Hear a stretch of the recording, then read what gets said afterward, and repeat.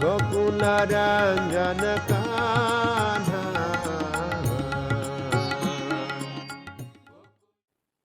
नमामीश्वरं सच्चिदानन्दरूपं लसत्कुण्डलं गोकुल। मम्मा आप ये क्या गा रही हो? लीला में दामोदर अष्टकम गा रही हूँ। ये दामोदर अष्टकम क्या होता है? दामोदर अष्टकम भगवान दामोदर के ग्लोरिफिकेशन प्रेयर्स होते हैं। दामोदर भगवान कौन है? दामोदर भगवान कृष्ण है। जैसे कृष्ण के बहुत सारे नाम होते हैं ना, वैसे उनमें से एक नाम उनका दामोदर है। पर उनका नाम दामोदर क्यों पड़ा?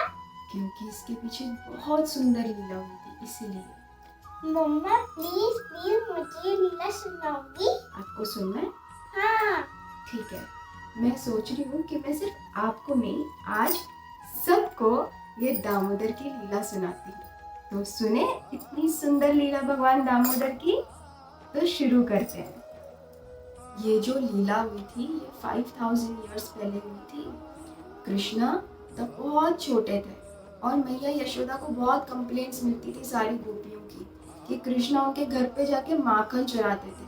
तो मैया ने सोचा इतनी कंप्लेंट्स मिलती हैं, मैं आज अपने हाथों से ही कृष्णा को माखन निकाल के खिलाती हूँ, तब जाके कृष्णा को संतुष्टि होगी। क्योंकि कृष्ण के घर में तो बहुत सारे मेड सर्वेंट्स थे, तो वो कृष्ण के लिए मक्खन निकालते थे। पर मैया ने सोचा आज मैं अपने हाथों से कृष्ण के लिए मक्खन निकालती हूँ। आपको पता है कृष्ण के घर में तो बहुत सारी गाय थी, 9 लाख गाय थी और उनका दूध, बहुत दूध निकलता था सबका। उनके घर में तो भंडार था दूध का। फिर क्या करें, कृष्णा तो दूसरों के घर में जाके माखन चराते थे क्योंकि उनको मजा आता था। ठीक है, मैया यशोदा ने सोचा कि मैं कृष्णा को अपने हाथों से मक्खन बना के उनको खिलाती हूँ। तो उन्होंने मक्खन बनाने की प्रक्रिया शुरू की। तो एक दिन सुबह सुबह वो मक्खन को भिगो रही थी, दही को भिगो रही थी। और फिर जैसे वो दही को भिगो रही थी तो उन्होंने कृष्ण का स्मरण किया। वो जब छोटे थे उन्होंने कैसे पूतना का वध किया, तृणावर्ता का वध किया, शकटासुर का वध किया। ये सारी लीलाएं स्मरण करते करते मैया दूध को भिगो रही थी। तो बाजू में कृष्ण सो रहे थे, पर कृष्ण ने मैया के जो हाथ में जो चूड़ियां हैं उनकी आवाज सुन के वो नींद से जाग गए। तो फिर वो मैया के पास आए और उन्होंने मैया को बोला, मैया मैया मुझे भूख लग रही है, मुझे प्लीज आप दूध पिला दीजिए। तो मैया ने बोला रुक जा कान्हा, पिलाती हूँ। तो उन्होंने बोला नहीं, मेरे को अभी ही दूध पीना है।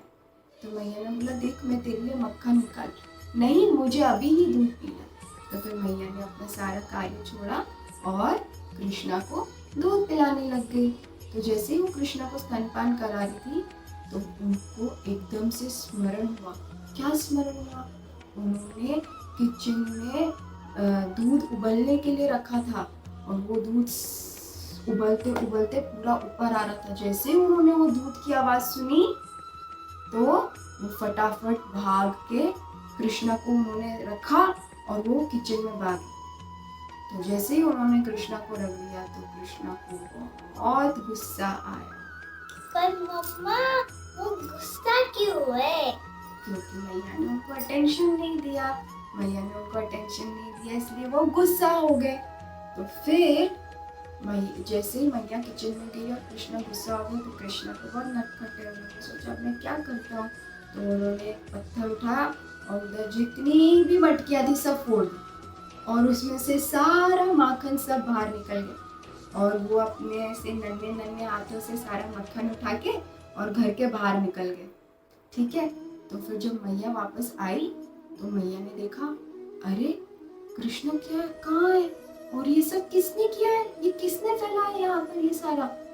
फिर उनको पता है करने वाला कौन है, करने वाले तो सिर्फ कृष्णा है। तो मैया ने सोचा अभी इसको मैं सबक सिखाती हूँ। तो उन्होंने छड़ी उठाई और कृष्णा को ढूंढने लगी।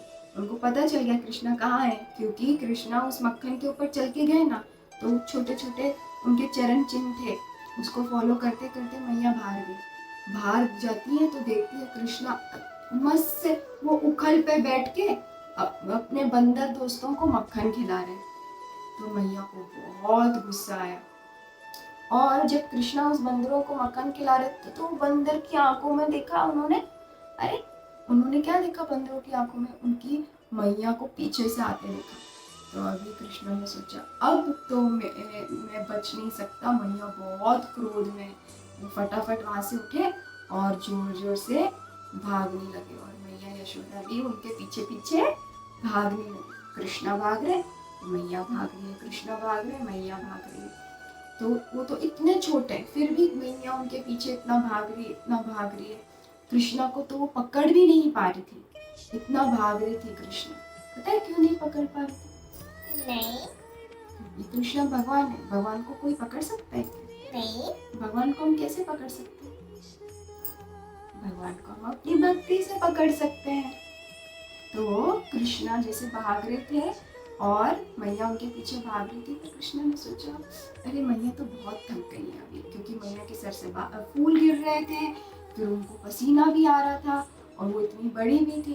तो कृष्णा वहाँ पे रुक गए। तो कृष्णा वहाँ पे रुक गए तो फिर मैया ने पूछा कृष्णा से क्यों तुमने ये सब किया?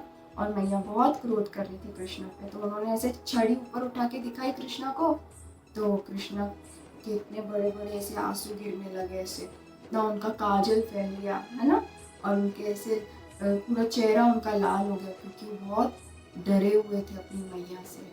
तो मैंने सोचा उसको कृष्णा को आज मैं सबक सिखाऊंगी, पर उन्होंने कृष्णा को मारा नहीं, पर क्योंकि कृष्णा बहुत डरे हुए थे तो मैंने पर सोचा इसको तो आज सबक सिखाना ही है।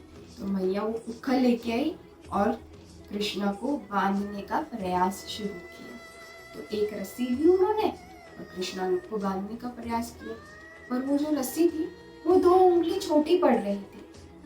फिर मैंने सोचा कि 2 उंगली छोटी क्यों पड़ रही है, कृष्णा का तो पेट इतना छोटा है। तो फिर मैया ने दूसरी रस्सी मंगवाई, दूसरी रस्सी से बांधने की कोशिश करी तो दूसरी रस्सी भी 2 उंगली छोटी पड़ रही थी। फिर तीसरी रस्सी, फिर चौथी रस्सी, ऐसे करते करते सारी रस्सियां आ गई। फिर भी जब मैया उसको बांधने का प्रयास कर रही थी वो रस्सी 2 उंगली छोटी पड़ रही थी, बार बार वो रस्सी 2 उंगली छोटी पड़ रही थी। पर मम्मा वो 2 उंगली छोटे क्यों हो रहे थे?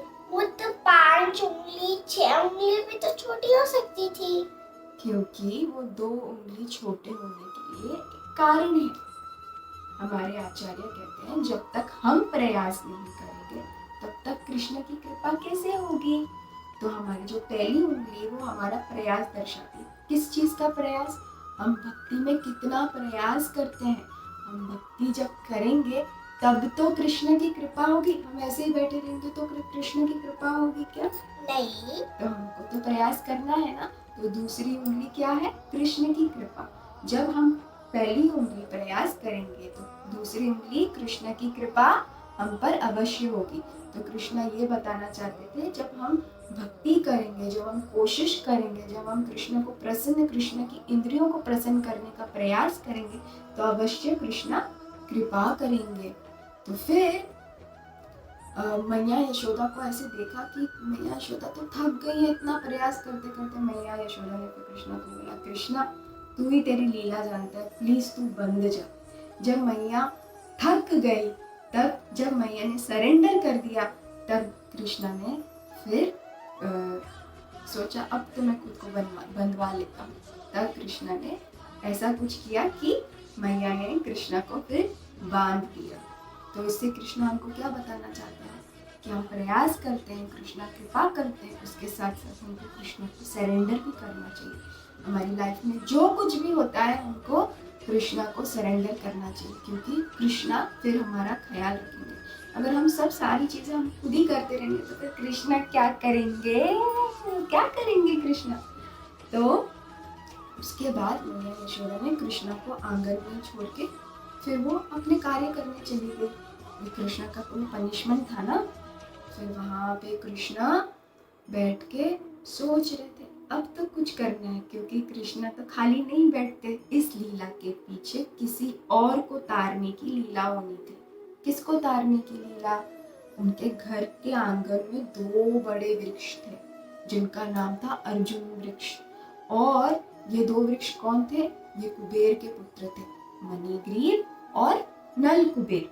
मणिग्रीव और नलकुबेर कुबेर के पुत्र थे और पहले वो अपने पिछले जन्मों में उन्होंने जो नारद मुनि थे उनकी रिस्पेक्ट नहीं करी थी। जब नारद मुनि कुछ स्त्रियों के साथ नहा रहे थे नग्न अवस्था में, जब नारद मुनि वहाँ से गुजरे ना तो उन्होंने नारद मुनि की रिस्पेक्ट ही नहीं करी, उन्होंने अपने शरीर को नहीं ढका। तो नारद मुनि ने उनको श्राप दिया कि तुमको अपना शरीर दिखाने का इतना शौक है तो फिर मैं तुमको श्राप देता हूँ कि तुम वृक्ष बन जाओ, पेड़ बन जाओ। तो वो जो मणिग्रीव और नलकुबेर थे वो अपने सेंसेस में आए और उन्होंने नारद मुनि से प्रार्थना करी कि नहीं नहीं प्लीज़ आप ये श्राप वापस ले लीजिए। क्योंकि नारद मुनि एक भक्त है तो उन्होंने करुणा की और उन्होंने बोला मैं श्राप तो वापस नहीं ले सकता पर तुम्हें आशीर्वाद देता हूँ कि तुम नंद बाबा के आंगन में वृक्ष बनोगे और तुमको स्वयं भगवान कृष्ण ही आके तारेंगे। तो नारद मुनि का वो जो वचन है वो तो पूरा करना था ना कृष्ण को, तो वो वचन पूरा करने के लिए कृष्ण ने ये सारी लीला रची थी। फिर कृष्णा ने क्या किया, ऐसे क्रॉल करते करते वो दोनों वृक्षों के बीच में चले गए और उनका जो उखल है वो दोनों वृक्षों के बीच में फंस गया। कृष्णा ने तो बस ऐसे किया और वो दोनों वृक्ष धड़ाम करके नीचे गिर गए और उनमें से कौन प्रकट हुए, मणिग्रीव और नलकुबेर। मणिग्रीव और नलकुबेर ने बहुत धन्यवाद किया भगवान को, भगवान की स्तुति करी कृष्ण की और वो वहाँ से अंतर ध्यान हो गए, अपने लोक चले गए। और फिर जब जैसे वो आवाज़ हुई तो सारे जो ब्रजवासी थे सब लोग आ गए और नंद बाबा भी वहाँ पे आ गए और नंद बाबा ने बोला कि तुम्हारी ये हालत किसने करी है। तो कृष्णा तो मौका नहीं छोड़ेंगे ना, कृष्णा ने बोला ये हालत मेरी मैया ने करी है, मैया ने मुझे बांधा है।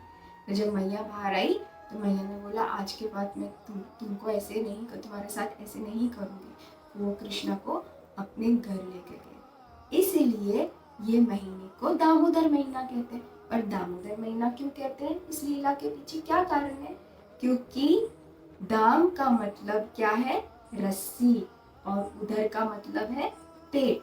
क्योंकि मैया यशोदा ने कृष्णा को रस्सी से बांधने का प्रयास किया पेट के बल, इसलिए कृष्ण को दामोदर कहते हैं और ये महीने को दामोदर मास कहते हैं।